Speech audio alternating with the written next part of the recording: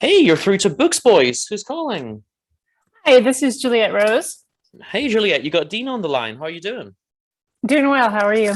I'm good, and it's such an interesting coincidence that you called in right when we were talking about your book, Do Over, Very nice. which thank you so much for sending to me. I just finished it yesterday, actually, and I really enjoyed it. Tell me, well, it's not actually officially out yet, is it? It is. It actually came out September 21st. Oh, so it is out now. Okay, that's cool. So I'll put a link then in the show notes, and then if anyone wants to go buy it, then they'll be able to. Is this your first novel? More or less. I wrote years ago. I actually was a pretty avid writer in my 20s and 30s and actually put out a novel back then that's no longer in print. I may eventually put it back out. And then I took a 15-year hiatus from writing altogether. Wow. And then this year I decided I just needed to get back on board. And so this is the first novel I've written in a very long time. Right. So what got you to go back to it? Like, what was the urge? Life, like you start to say, okay, I don't live forever, I better Yeah. jump back on board. And that was, I've always loved writing. I do art as well. And for 15 years I had little children that I was raising, and now they're older now, so I don't have to focus as much attention on them. And so this was really kind of my time to You've bring yeah, that so back. you've got the time now to kind of do it. For sure. Brilliant. So, I mean, this it's such an interesting novel because obviously we do have a love story at the heart of it, which I'm a diehard romantic, so I always like a good love story. But there's some dark themes as well, particularly with the drug use and everything. Is that sort of something that you've always wanted to write about, or what kind of brought that idea to you? I think anything I write always has a dark element to it because that's life. That's, Mm, we may have a love story, but most of us deal with some form of trauma or, struggles in our lifetime. And so I think it's more realistic to show that side of it as well. yeah.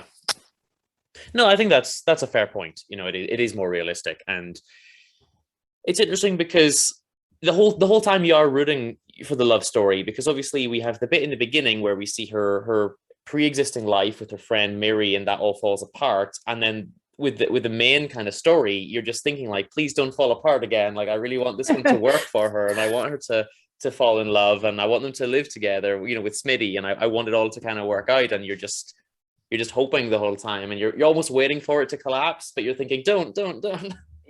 That's a lot of feedback I've gotten. Everybody said, I really didn't know what was going to happen. And that's what I wanted to write, because honestly, when I was writing it, I didn't really know what was going to Mm, happen. I think realistically, it could have gone either way and it would have still made a really good story. And so I think that ultimately, she had to come to herself to come to someone else. And that's what the real lesson is that, she couldn't really face connecting with anyone else if she didn't connect with herself first. yeah, I think that's something to take away from it, and it's very true, and it's generally good advice for everyone. You need to have yourself right before you can do Yeah. something with someone else. That's it's just Yes. that's unfortunately also part of life. um are you working on anything else at the moment? I am. I have a few things in the works. I'm one of these people that has a bazillion things going at one time. So I have a novel that I have finished and I'm going through the editing process now, that's coming out in January. And actually takes a character from the story. So Aiden, who I felt had way more of a place from Do Mhm. Over, he has a story 7 years later that I'm currently working on the Right. editing. So, and that's also got a dark kind of twist to it. It's dealing with some controversial issues, especially in the U.S. with police brutality and church control and things like that. So that kind of goes even darker than Yeah. this one did.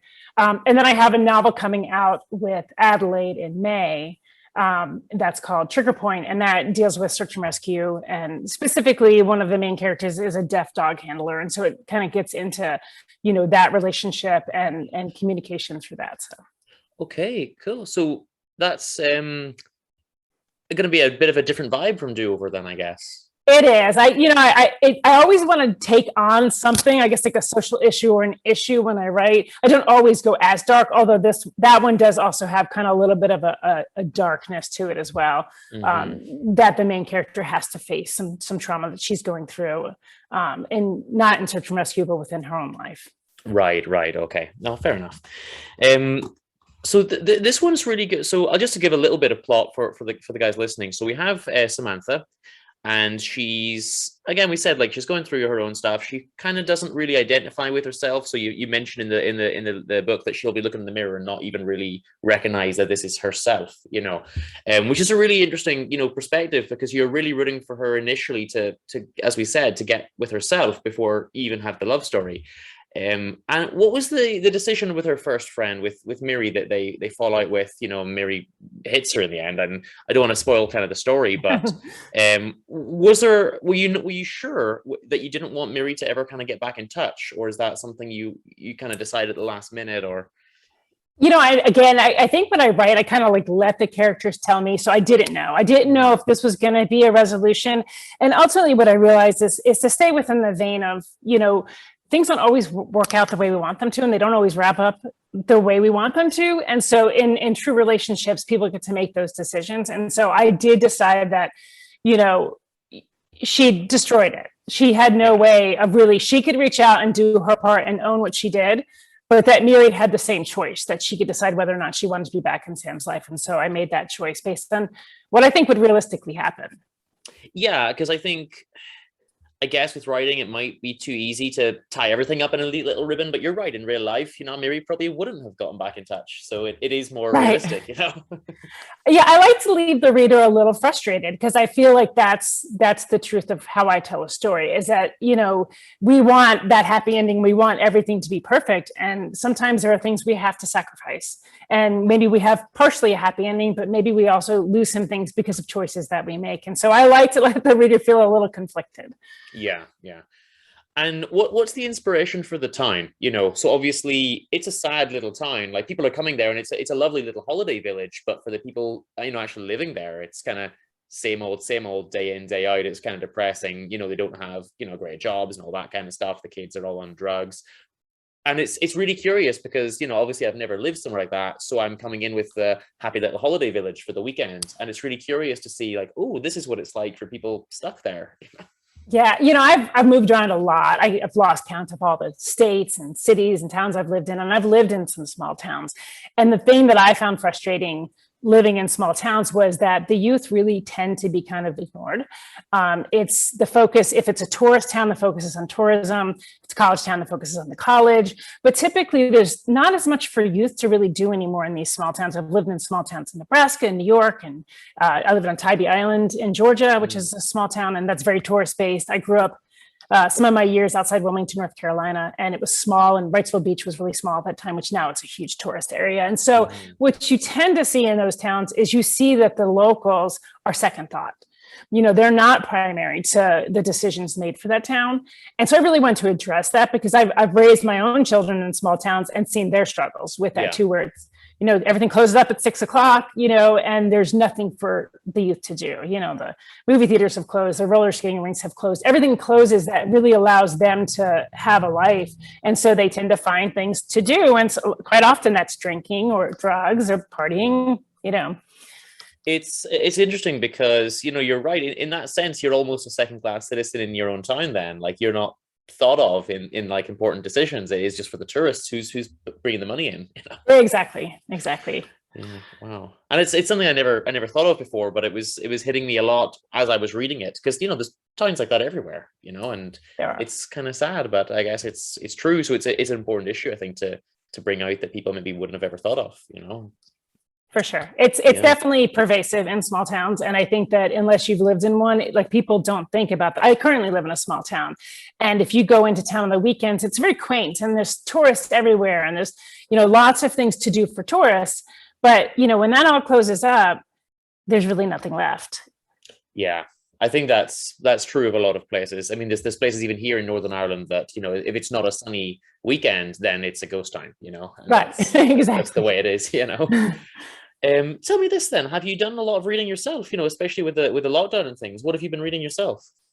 Lately I've actually been picking up a lot of dystopian kind of classics. I really like Octavia Butler, and I discovered her a couple of years ago. I was listening to NPR and they were talking about her writing, and I had never read her. And so I went and I got Kindred and I read it and I loved it. And then I read Parable of the Sower. And from there, I've kind of picked up other ones. I just finished Brave New World in the middle of 1984. I'm kind of going back on things I feel like were required in school, but I didn't necessarily connect to. And now I feel like as an adult, I really connect to them more. Yeah. I'm actually at the minute I'm taking an evening class once a week on Orwell, and I'm reading all of his books. I'm not reading 1984 because, you know, I've read it a couple of times anyway, but I've just reviewed like most of his other like lesser known novels, and they're all really different, but they have the same underlying Orwellian threads to them, you know. Right. So it's interesting that you read that. I'm gonna have to ask you then, Brave New World or 1984, like which one do you find the most powerful?